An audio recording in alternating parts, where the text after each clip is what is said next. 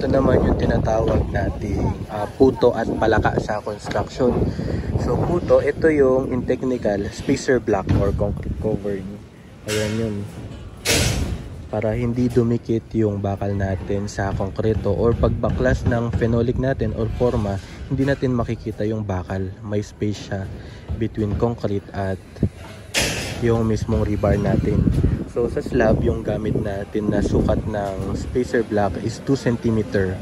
Pagdating naman sa beam at column, gamit natin ayun 4 cm naman na spacer block. So yung palaka naman, in English or technical, is chair bar. Yun naman yung ginagamit nating spacer between bottom bar at top bar. So wala pa kasi nakalagay na top bar dito sa slab natin.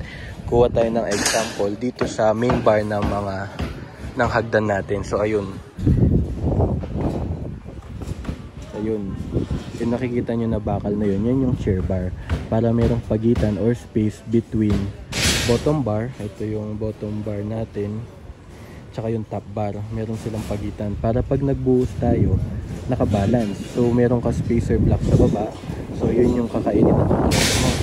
Tapos bakal, tapos konkreto ulit dun sa pagitan ng top and bottom bar, which is meron ka spacer na chair bar, tapos bakal ulit, tapos sa taas konkreto ulit. So nakapalaman yung bakal sa konkreto, nakasandwich siya para mas matibay at balance siya. So ayun, puto or spacer block, palaka or chair bar.